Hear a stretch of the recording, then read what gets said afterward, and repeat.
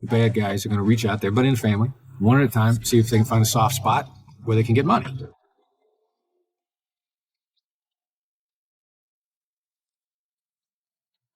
How do you prevent the people in Manila from taking over that role?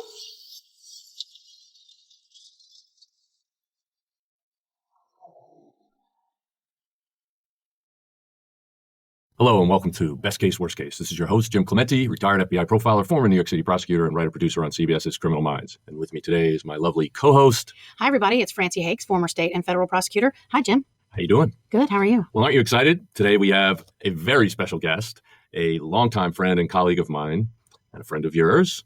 Chris Voss. How are you, Chris? Hey, happy to be. And by the way, on your resume, you left an important item off because I know you worked your way through college as an Elvis impersonator. Isn't that correct? I did once sing an Elvis song in karaoke, if that makes it me working my way through college. I can tell we're going to like having Chris Voss. See, Chris, normally it's me. Same hair. I'm the only person who keeps Jim in line, so it's going to be great to have reinforcements. Yeah. Oh, I just realized this is a big mistake. Anyway, Chris Voss, would you tell us what you did for a living when we first met? I was an FBI hostage negotiator. I was the FBI's lead international kidnapping negotiator with terrorism and stuff like that. Yeah, and how long did you do that? FBI agent for 24 years, hostage negotiator for 15, in charge of every kidnapping of every American overseas for about 7. So that sounds like a little bit of a stressful job. Wouldn't you say, Francie? It does sound like a lot of pressure. I'm curious about training. Is there training for something like that, or do you just sort of fall into it because you have a natural ability? You get there a little bit at a time. The negotiation unit, they would always keep an eye on every negotiator they ever trained. And then they would see how self-initiated you were and what you did with it. And then, they'd bring you along. So it is training, and it is very much, they keep a watchful eye on you. And then as you get better, they try to draw you more in. And then at some point in time, we began to invent it on our own. Well, it's a story for another time, but we should tell the audience that we actually first met in a karaoke bar in Manila, right? Yeah, and you were dressed as Elvis.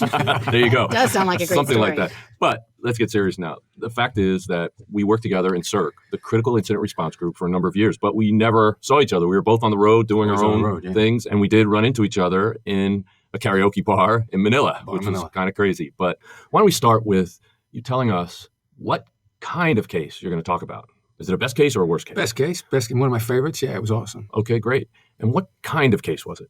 Well, kidnapping. Okay, good. That's a good start. Kidnapping in the Philippines. One of my favorite places on the planet. All right. Well, apparently you go there a lot. I mean, hang out in karaoke bars because that's where I met you. But the fact is that we'd like you to tell us what you were doing, what was going on in your life at the time that this case came to you.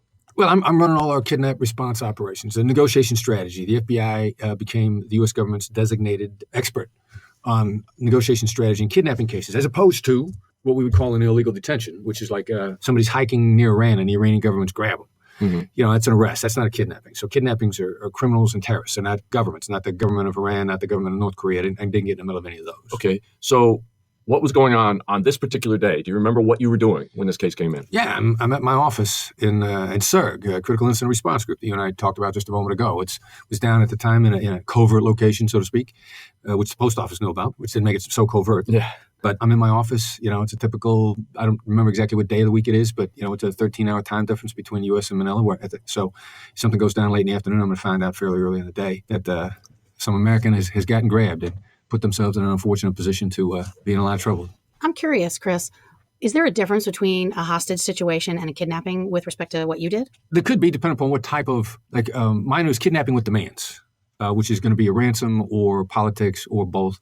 And all political demands ultimately devolve into money because bad guys, even terrorists, even Al-Qaeda, they figure out how much money they can make and suddenly they become businessmen. They lose their altruism very quickly, if you will, once you start dangling money in front of them, which is why most of them are hiding their money in various international banks around the world. Well, I can just imagine our listeners are wondering why you were in Manila, in the Philippines. Why was the FBI even there? What was the mission? All right, good question. All right, so I wasn't there, but we have an office in Manila. And by the way, to get back to the distinguishing the type of kidnapping, we didn't work child abductions. There's not a demand. They're not trying to get money. They're trying not to move political action. So, that the child abduction sort of thing is much more in Jim and you guys' wheelhouse than in mine. Right. Not that I couldn't do it better, but... It's nice to believe that anyway. So, Chris, what did you first learn about this case? I had a great relationship with the State Department, which really made FBI headquarters really mad because there were key guys at the State Department's counterterrorism division, mostly retired military guys, as opposed to lifelong State Department employees. What does that mean? What that means is these guys like getting stuff done. And we had a great relationship. And so they would often find out before the FBI did that an American got kidnapped. And they'd call me because they knew I was in charge of deploying the strategy and resources to get somebody out. So I get a call from State. and they say, look, American's been grabbed in Manila. We don't know the full extent of what's going on, but this American's gotten grabbed. And so then I would call FBI headquarters, SIOC, another government acronym. Right. And anytime we hit a government acronym, we're going to interject. What does that mean? Strategic Information Operations Center. Their job was to find out first and then call me. So I delighted in calling them because it would annoy them. Because you're the kind of guy who likes to annoy people. I'm starting to see why you two are friends. So SIOC is the FBI's state-of-the-art operations center. And it's filled with all the computing power in the world and all sorts of massive screens, every wall and every desk. It just has connections to everywhere. And it's the place where we do major operations. When 9/11 happened, we spent a lot of time in that room. When the Olympic bombing happened in Atlanta, a lot of time in that room. Right. So you called SIOC. What happens next? I got to start making notifications like in all directions. I got to get SIOC up to speed because as soon as I start making moves, so to speak, and they're going to hear about it, again, they don't like getting caught off guard. So I call them. Americans gotten grabbed. They got to make their notifications across the different internal headquarters divisions. I got to start spinning up negotiators. I got to start finding out where family members are because our strategy was find every family member within the United States because the bad guy's going to find them. So I got to get a hostage negotiator in their house as fast as I can because eventually the bad guys are going to reach out there, but in the family, one at a time, see if they can find a soft spot where they can get money. Mm-hmm. I got to get out in front of that. Then, like on TV, Tom Cruise, in his movies, he gets from Washington, D.C. to Singapore in 6 seconds. Yeah, very convenient how he can travel at the speed of light. Right, exactly. The reality is it probably is going to take 4 days to get anybody into any country because we got to clear all the red tape. So we got to get the red tape started. Whatever country the kidnapping's in, we have to be the guy that's running the FBI office got to go to the ambassador, get permission from the ambassador to invite more FBI people into the country. And they're always very conscious of footprint and disruption. And so the bureaucratic... the U.S. ambassador you're talking about. U.S. ambassador. Yeah, the U.S. ambassador is in charge of everything every American government employee does in another country, whether you're with the State Department or not. The ambassador is a guy who ultimately gives you permission to do and not do things. We got a million different directions. We got to move really fast because we can't get behind the curve. Well, and so these are all things that are going on behind the scenes, but at this early stage, what did you know about the person who was kidnapped or who might have kidnapped them? Did you have any information? Yeah, we started gathering information right away on the victim and his families. And as one of my Italian brothers that was on a negotiation team in New York, he always had a way of saying things. He used to say that our victim said, we got the UN of victims here because he was Canadian-born, Chinese ethnicity, American citizen. Are you making fun of the New York accent there and that little thing there? I just wondered. Did I do a bad job? Forget about it. Come on. How you doing? How you doing? I'm feeling very outnumbered at this moment. Good, because, yes, we're both New Yorkers at heart. Yeah, so first of all, I really love that our victim is a New York-based guy because if we can keep the point of contact on negotiation in New York, I can stand up the team in New York around our negotiator. The team in New York was a team that I helped build. They're solid people. They will do what I ask them to do and worry about whether or not anybody cares about that later on. Because we're going to move faster than the bureaucracy is ever going to move. This kidnapping is going to move faster than any part of the bureaucracy. We got to get out in front of it. And I start standing up the team in New York. The girlfriend of the victim's in New York. Most of his family's in Manila. I can't get an entire team around everybody in the family in Manila. If we can keep the center of gravity of this case in New York, I get complete control. But how can you do that? Yeah, the bad guy's going to talk to whoever is going to give him the money, or they think is going to give him the money. So what we got to do is I need the most coachable person to be our great intermediary. We're going to coach behind the scenes. There's great power in hiding your position. Any great CEO is not going to go to the table. They're going to send emissaries on their behalf. And we're following the same rule. We're going to try to keep our decision makers away from the table. Okay, so how do you know that the kidnappers will have the ability to contact somebody in New York versus people that are right there in Manila? Well, they're going to start dialing for dollars, as we say. And so they're going to start reaching out to multiple points of contact. Now, in the opening moment, they've already started to contact a girlfriend in New York, which I don't have 1,000% of that information. We very shortly find out that she's already in receipt of emails from the bad guy because he's trying to figure out what's the weakest link, what's the nearest point of contact. And girlfriend is probably most likely to go to right away because the victim is going to, the heartstrings are going to get pulled there first. Mom's coming second, but first they're probably going to look for the girlfriend. Well, one of the things that's so interesting and scary about this is that you all are truly behind the eight ball. That is, they grab the person, the kidnapping victim that they're going to want to ransom, and they probably fairly shortly after that make contact. When you're just spinning up, you've got to find those family or related points of contact. And so you're way behind the kidnappers already. As you said, the girlfriend had already gotten email. So what do you do when you walk into the girlfriend's or make contact with a girlfriend and there's already been communication? Well, we kind of expect that has happened. We need to drive sort of a negotiation wedge, if you will, into this scenario. Again, it's like any other negotiation. You want to drop something in that disrupts the pattern at the moment, but you don't want the other side to know what you've done. We'd always do that one or two ways with a couple of steps. First step is make them like Pavlov's dog. Kidnappers lust for money, lust for it. So to get them to drop their guard, the first thing you got to say to them is simply like, you're going to get your money. And then they relax. And as soon as we get them to relax, their guard has come down. And now we can start dropping other strategic tactics in to lengthen things out and begin to create a little disorder on the other side, but they don't have it traceable to us. They don't know we're doing it to them. And do you tell the kidnappers at this point that you're involved, or you're using the girlfriend and just telling her how to respond, or taking over her devices and pretending you're her? How does that work? We never tell the bad guys we're there. They're going to assume somebody might be, and they'll do a lot of testing throughout the process. And no matter how close they get, we just, look, we never admit we're there. They suspect it. We never confirm it. They can out and say, I know somebody's there helping you. We've already coached the victim up on a response of what to say. And we do a lot of coaching, lots and lots and lots of coaching, lots of prep in the moment, and we can get people through. So in order not to invalidate that entire methodology, we won't ask you how you coach them, what you say to them, so that you can still use those practices. But we would like to know, in this particular case, how did it proceed? Well, now you know she's been in contact. You want to make her the center of gravity on the case. How do you prevent the people in Manila from taking over that role? Well, that's exactly what happened. I stood a team up around the girlfriend in New York, and we're rocking and rolling. But actually the best person, as it turns out, to be our point of contact is the brother, and he's in Manila, and the entire family's in Manila.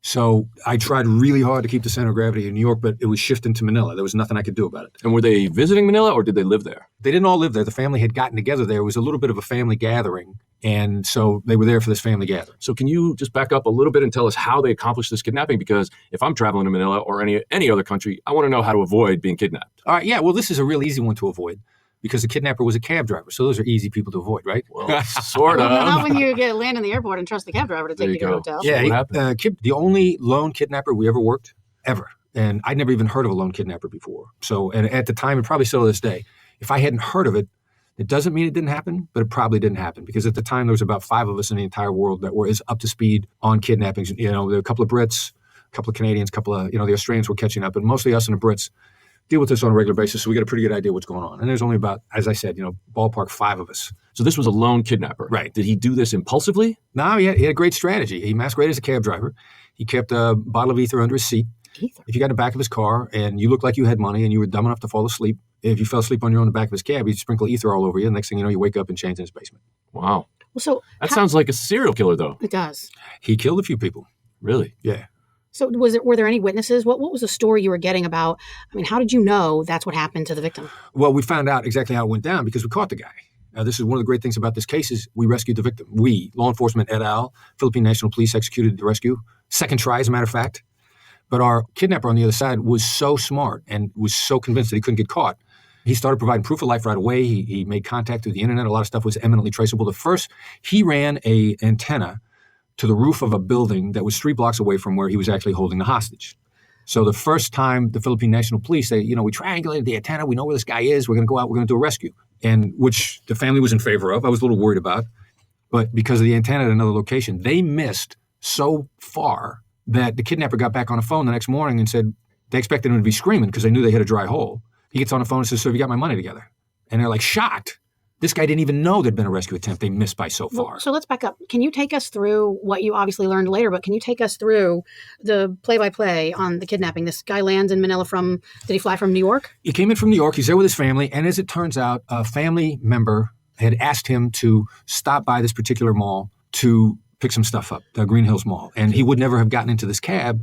So in the internal fractures afterwards, when everybody's pointing their fingers, mom is pointing her finger at a girlfriend who asked him to stop off at the mall. And mom is like, if you hadn't asked him to stop off at the mall, he never would have gone there.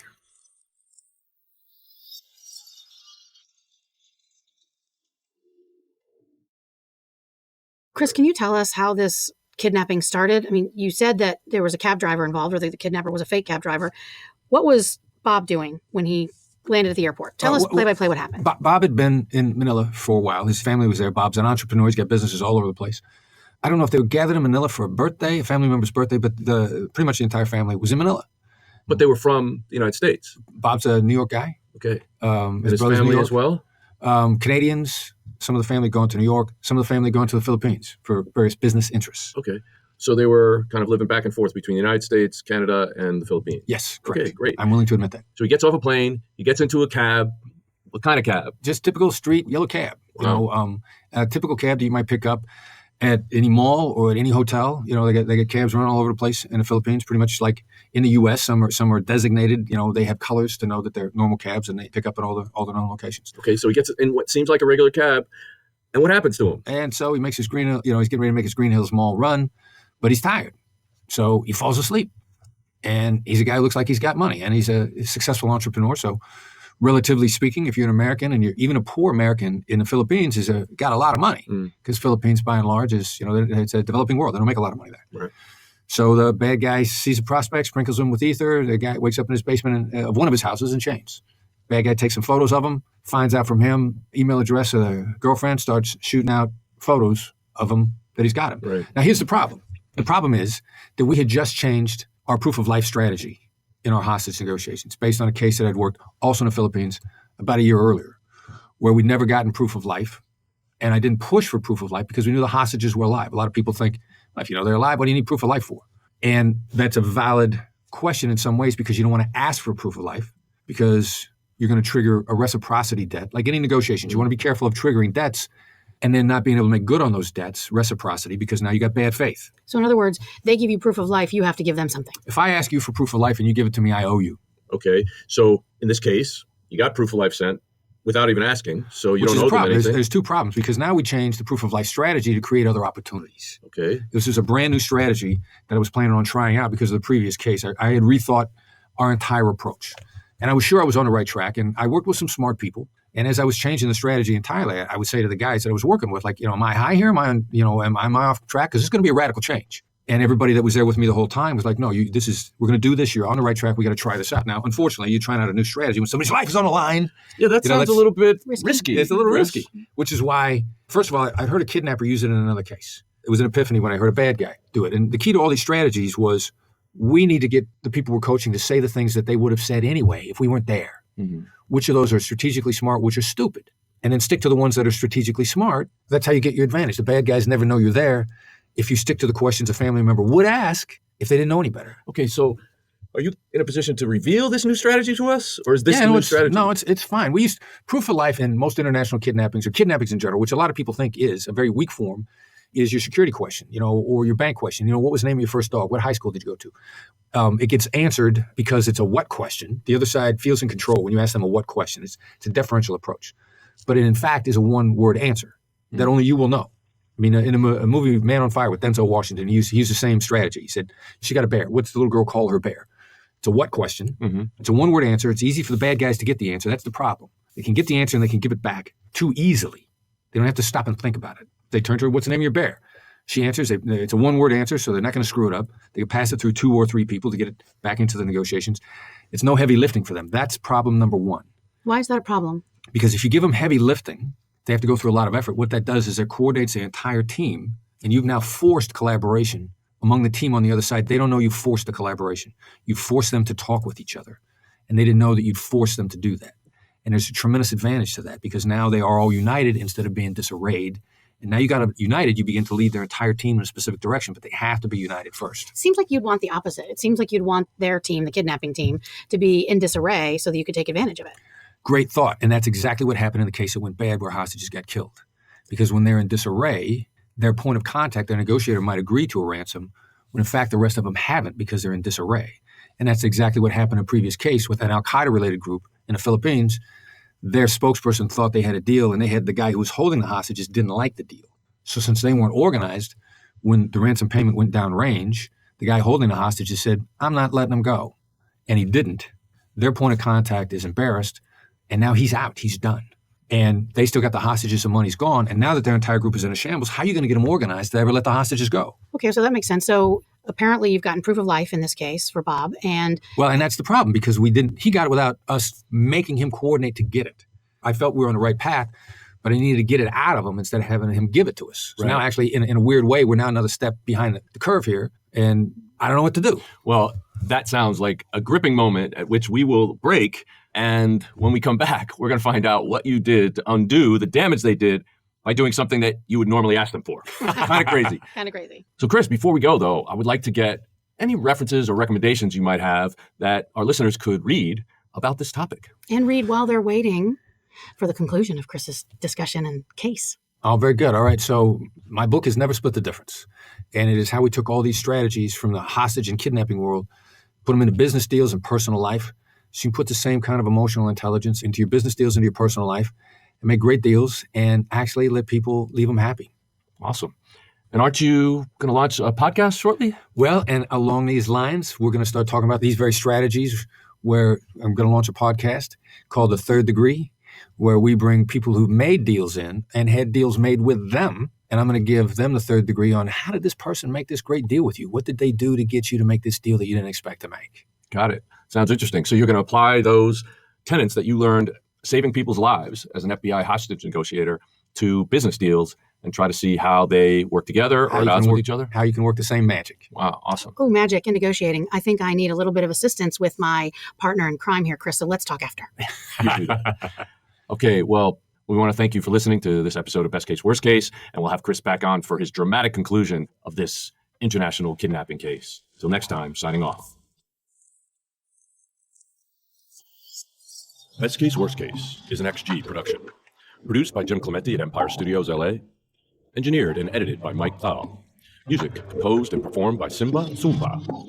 And hosted by listeners. You can listen to Best Case, Worst Case on your favorite listening app. We are on Spotify, Stitcher, Apple Podcasts, and wherever you listen to podcasts. If you want to do something about child sexual abuse, Darkness to Light can help. Did you know that more than 90% of the time children are sexually abused by someone they know? Jim, this isn't about stranger danger. It's about learning the true risks. Darkness to Light's training can help prevent, recognize, and react to child sexual abuse in your community. When you make the decision to get involved, kids can be protected. It starts with you. Visit www.d2l.org to take the training and learn more. That's D2L.org.